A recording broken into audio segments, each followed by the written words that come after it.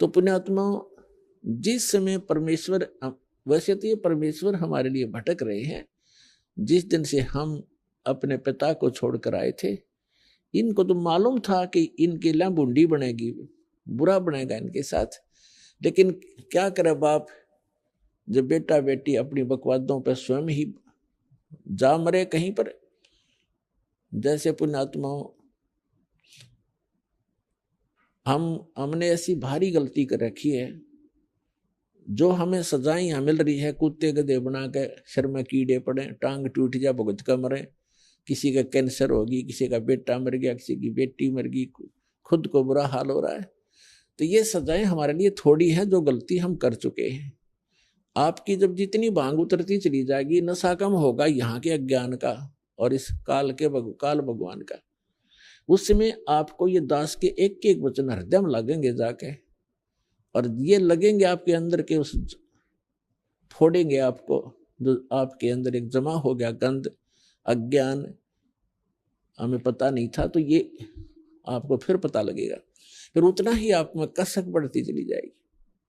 हमने सतलोक में सारे सुख थे, जितने भी नकली संत हैं आज तक का, किसी का इतिहास उठाकर देख लो, वेदों के जानकार विद्वान कहलावें और परमात्मा को निराकार बतावें।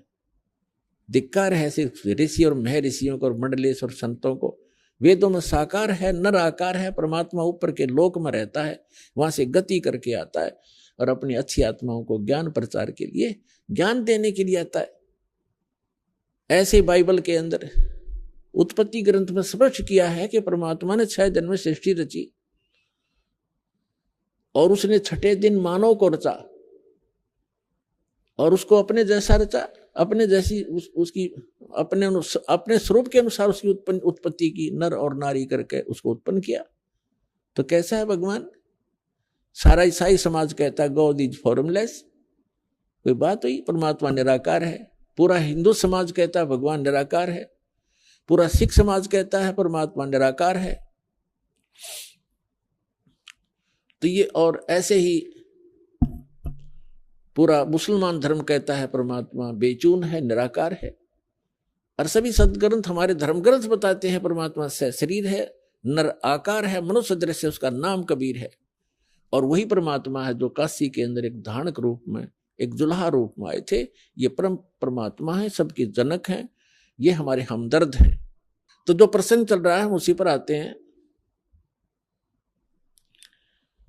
कि वो परमात्मा हमारे लिए भटक रहे हैं और युगों युगों से भटक रहे हैं, लेकिन हम उस परमात्मा को पहचान नहीं पा रहे, क्योंकि हम इस काल भगवान ने इन नकली दूत बेच के अज्ञानी करा दिए। तो ये जो जितना भी आज तक के संत महर्षि हुए हैं, संत हुए हैं, मंडलेश्वर हुए हैं, या कोई काजी मुल्ला पंडित हुए हैं, ये सारे के सारे तत्व ज्ञान से अपरिचित थे और इन्होंने हमारे को उल्टा पाठ पढ़ा दिया।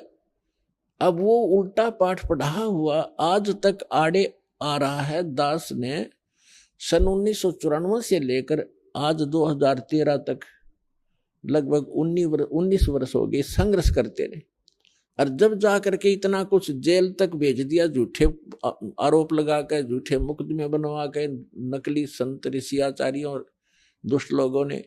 कोई बात नहीं, परमार्थ के लिए हमें कितना भी कष्ट हो, लेकिन हमारा मिशन सफल हो, ताकि विश्व का कल्याण हो, सब प्राणी परमात्मा को पहचाने और सतलोक जाएं।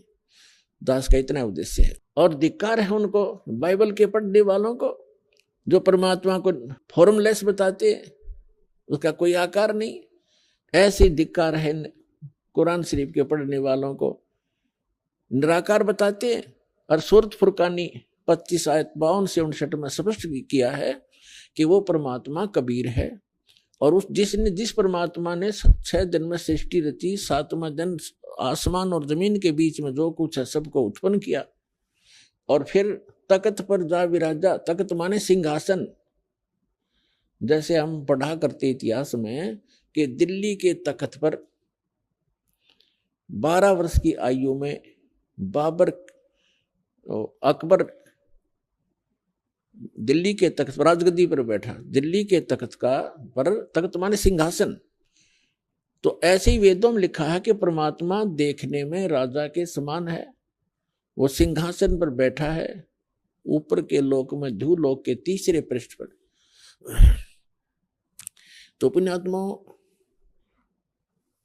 तो यहां वही प्रश्न आता है कि गुरु बिन काहुन पाया ज्ञान, जो थोथा बूछड़े मूड किसाना, गुरु बिन वेद पढ़े जो प्राणी, समझे न सार रहे अज्ञानी। तो पुण्यात्मा, जब आपको ये ज्ञान समझ में आओगा कि 21 ब्रह्मांड में कोई सतगुरु नहीं है वर्तमान में इस दास के अतिरिक्त, इसको अभिमान समझो, अर्थ सच्चा ज्ञान समझो। और कुछ दिनों में समझ में आ जाएगी, क्योंकि दास ने सभी महापुरुषों के अनुभव पढ़े और प्रत्येक धर्म के धर्म ग्रंथ पढ़े। प्रत्येक धर्म ग्रंथ वर्तमान के जितने भी मार्गदर्शक हैं अपने ही सदग्रंथों से अपरिचित, वो खाक गुरु है, गुरु खाक सतगुरु है वह। और सतगुरु से नीचे कोई अपनी जो है ना पोस्ट नहीं बताता, सतगुरु से नीचे कोई बात नहीं करते, सभी बोली श्रद्धालु कहते हमारे सतगुरु हैं। तो सतगुरु का जब ज्ञान होगा तब आपको पता चलेगा कि सतगुरु किसे कहते हैं। तो उसके लिए परिचय कराया जा रहा है।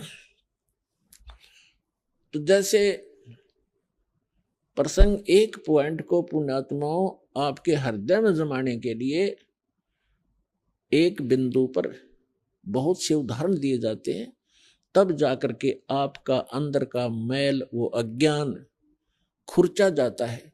और उसके खुश को खुरच के ही, जैसे समझदार पेंटर जो होता है, पुराने पेंट ने खूब तारेगा, 20-20 बार रेग मारना पड़े भले उसको, तभी वो ओरिजिनल पेंट ठहरेगा उस पर, ना वो टेकने ना दे, उसने पापड़ी पाट जा।